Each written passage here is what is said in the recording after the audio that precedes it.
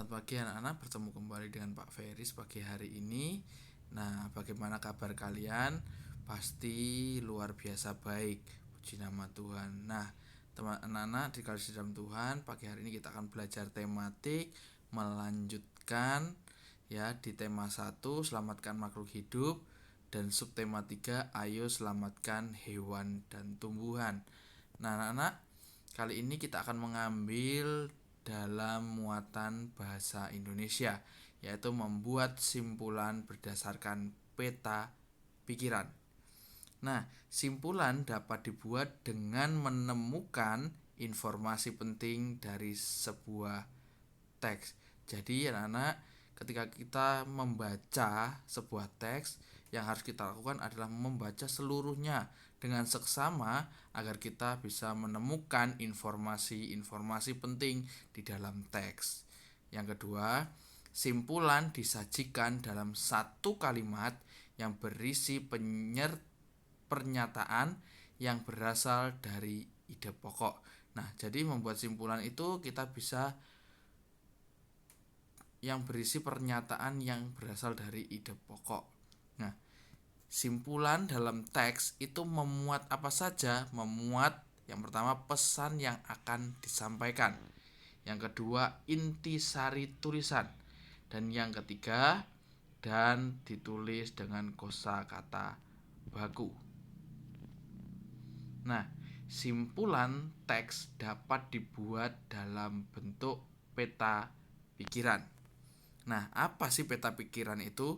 Peta pikiran adalah cara menyajikan suatu informasi yang kita dapat ketika kita membaca suatu teks dalam bentuk kata kunci, ya, kata-kata penting dan diagram.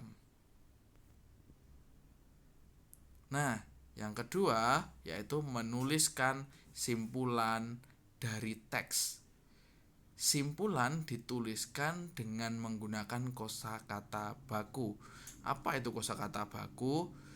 Kata-kata yang ejaannya sudah sesuai dengan aturan yang ada.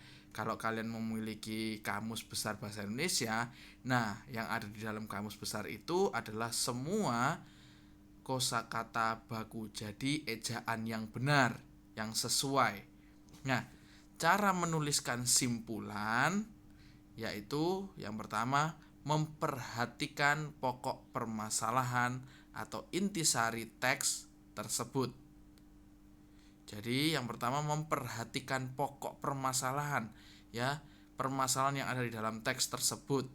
Yang kedua, kemudian kita bisa menuliskannya dalam bentuk kalimat-kalimat, ya. Ketika kita memperhatikan pokok permasalahan atau intisari teks tersebut dan kita menemukannya, kemudian kita bisa menuliskannya dalam bentuk kalimat-kalimat.